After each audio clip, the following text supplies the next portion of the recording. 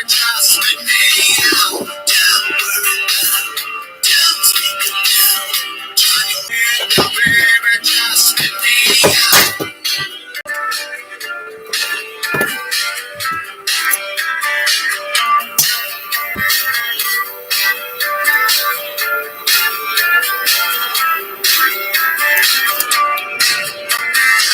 evening, good evening, good evening.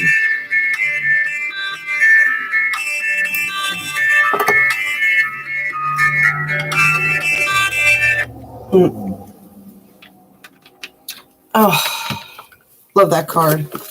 Came this far, might as well keep going.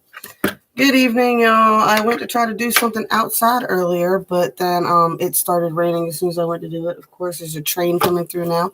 Just total chaos. Rolling with it over here, y'all. Rolling with it.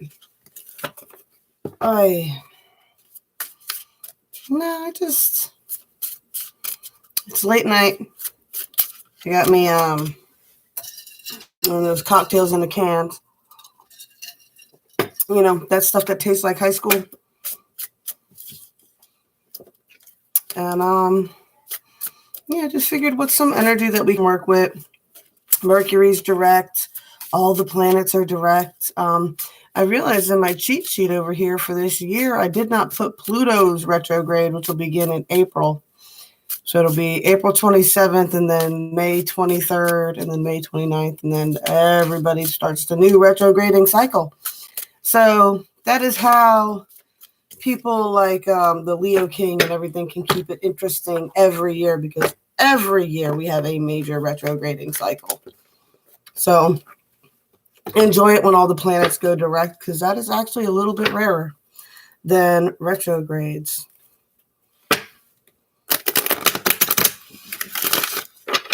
I don't know. I've been trying to get more into the metaphysical discussions on YouTube, but it's really hard. I like to do those kind of things in personal settings where it's just me and the other person talking. It's usually something that happens during readings, because everybody's perspective is so different. And I've learned from so many different people, definitely like sages. Like I would consider Raven Ralph a sage, and his experiences was very different from, let's say, Naya, who we followed, who had NDE and all that stuff. Everybody has all these vastly different perspectives that they're filtering everything through. I did a big post one time about how Aleister Crowley and Nikola Tesla lived at the same time, for both very powerful manifestors of our era, if not some of the most powerful manifestors, and they both went about it in extremely different ways through extremely different filters. And I do believe at around the same time, see, I would consider all these guys first wavers. At the same time, you got Edgar Cayce, who put all his stuff through the perspective of the Bible, because that was his main filter program that he had. So it's hard for anybody who says they have it down, they know exactly what's going on. They don't. That is a chosen program. And I find that funny, because me and Rob even talked about that one night. How in order to be susceptible to hypnosis, you have to be willing. Some people aren't susceptible to it. And we akin that to people who can taste the flavors of colored M&Ms. Now, everybody knows that M&Ms are exactly the same recipe for every single color, right? The only difference is the dye. But there are some people that swear that red M&Ms taste like cherry and orange M&Ms taste like orange, things like that. That is a chosen thing. They are choosing to taste things that are not there. And that's really what I mean when I say that people create their own realities. You're creating your own filtered perspective of what's going on. So everybody's version of 3D, 4D, 5D is going to be slightly different. So it's hard to give that definition to anybody. Some people see 5D spirits as fairies and dragons and fae. Some people see them as angels. Some people see them as demons. Some people see them as aliens projected from other planets and star systems. Everybody has their own filter to it. So for anybody to say that they know exactly what it is, I mean, they're full of shit. It reminds me of the end of, what the hell is his name? He does the movie Religulous. Bill Maher? And at the end, he goes, I don't have all the answers, and neither to you. Because no one has ever,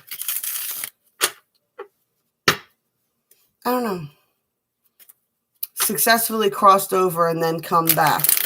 Even NDEs have very different experiences. Why? When they die, their soul goes through a recognition system that they can comprehend and understand, especially if it's an NDE, because that means part of your spirit knows it's not going to die anyway, but it's going to filter as much of a message as it can to you as possible.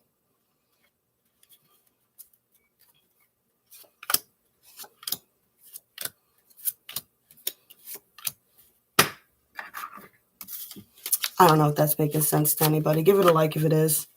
Let me know. I could just be rambling incoherently.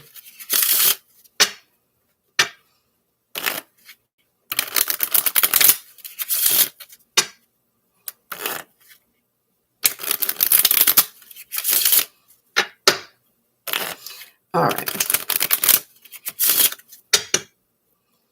Let's get the last cards out for this.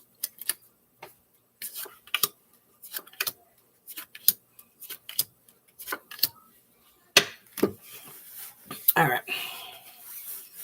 It's situated here. So this actually really sums up a lot of what we've been working on lately too. And we're going to be working more on this full moon that's coming up. A full moon with all planets direct, right? Get excited. All right, so peaceful among the thorns. Now, this is pretty much close to what I've been actually trying to hit on lately, right? It's this whole keeping the peace just to keep the peace. Keeping the peace, not to rock the boat. When you keep the peace so much, you end up bottling a lot in. I had this conversation with a friend earlier too. When you bottle a lot in, you have to work on releasing it. You got to release it slowly, right? I had a memory of when Luna dropped a soda bottle in the kitchen and it fell off the counter and it hit the floor and immediately it started spraying all over the place, right? Well, usually when you have a shake up in your soda can, right, or you're something, you open it real slow, right? And then you slowly twist and you slowly twist and you slowly twist until you can open it without it exploding all over the place. So that's peaceful among the thorns. Like you can be peaceful, but it's only going to be so long. Eventually those thorns are going to encroach on you. And like a balloon, you're going to explode. You can only be able to take so much pressure and so much poking, right? Which is why we've all been working on invoking our own powers to try to create the peace around us, right? To break that narrative, but that's hard to do when you're in a co-creation with other people. So, getting into it, we got the 5D. What do we got? We got the conflicts, right? The internal conflicts. Do I scream and rail or do I sit and be quiet?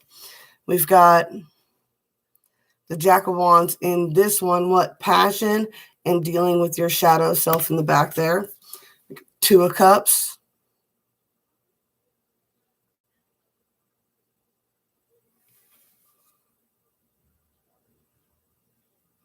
Is that her hand? It is her hand. It's a nice card. Which is really what a lot of people have a focus on in the 3D anyway. What are these 2 of Cups connections? Don't mind the noise. I got my window open. It's a little warm tonight down here in South Carolina.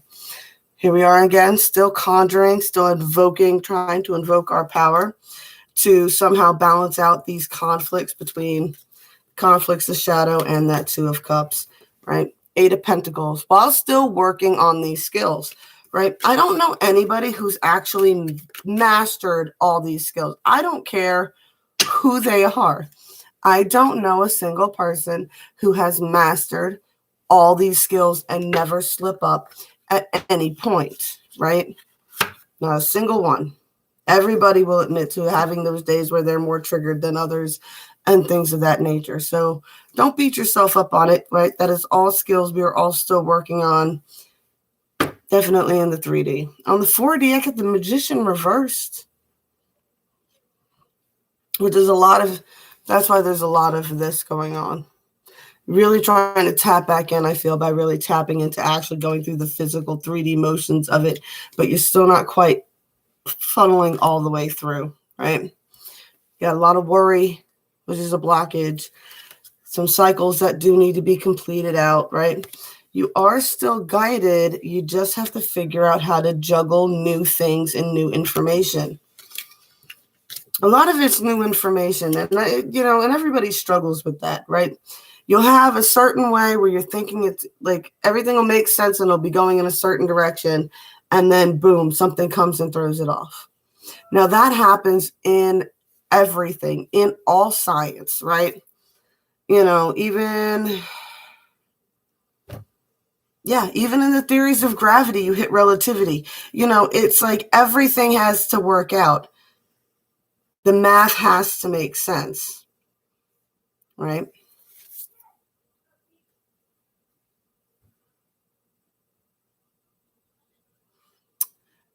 The 5D is really saying that a lot of what's blocking you is judgments on yourself. Are you feeling silly about doing this? Because if you are, that's definitely going to be a block. Are you scared of people seeing you do it? Now, generally, I would say stuff like this is a very personal thing that you should do. I generally cast, that's why I say solitary, but never alone. Doing the full motions in front of others can be difficult, right? Like, you probably never see me do anything like that live, but you can't be embarrassed if someone within your inner circle sees you doing it, right? The beauty of the environment that I live in is I can get as weird as I want with it, and nobody within my inner circle is going to judge me for my weirdness. And I say that to a lot of people. If you're walking on eggshells, you're not where you're supposed to be. All right? Got the 3 of Swords here.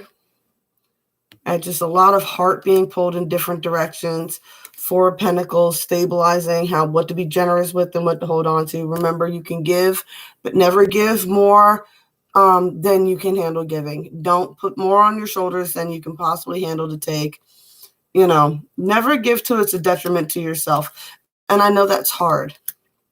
I mean, that even goes for if you're a reader and things like that. If you are burning out, stop and take some time for yourself. You are allowed to do that.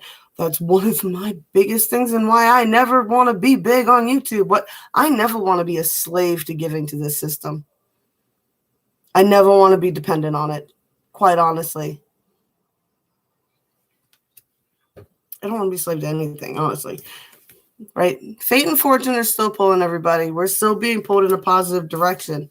The world is still opening up into a new cycle. And it's a never-ending thing. Like, I know people keep thinking like there's going to be some sort of end to these shifts.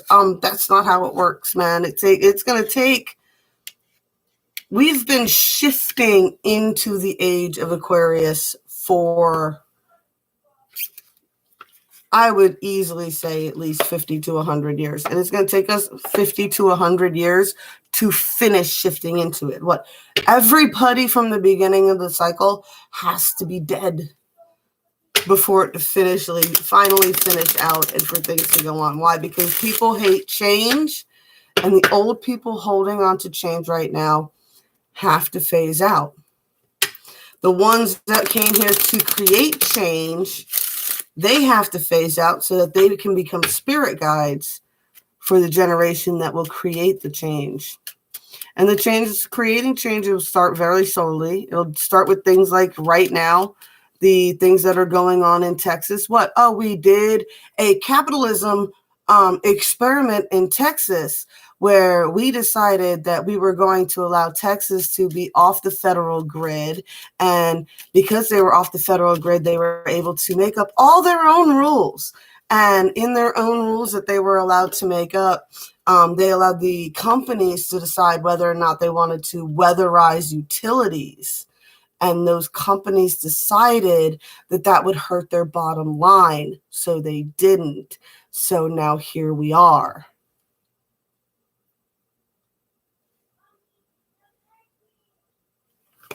Just saying. It's going to take time to create these changes. And sometimes people in situations need a really hard kick in the ass to realize that they're making a mistake. And their whole world needs to be crumbled to the ground so that you can rebuild the infrastructure so that things work smoothly and storms and things of that nature do not tear it up. All right. Happy love, a joyful, stable partnership, and good friends. Right? Happy love has so much more to do than just you and the person you're with. And I love this because I even got messages from a friend today who's been having a really hard time. Her boyfriend's been in a dark night of the soul and everything else. And she just happened to go and meet up with another friend who came in from out of town. And they ended up at a brewery or whatever. So she messaged her boyfriend and she was like, hey, we're actually at a brewery, which is something you love to do, which is what I thought I was going to be avoiding this weekend, but I found myself here. He ended up showing up. They all ended up becoming friends. And now she's got friends that are regular dudes that are spiritual, that are cool with her boyfriend. So she's actually finally managed to bridge this. And it's been, it's been a process for her. And even then, it's still the very beginning stages of whatever that was, right?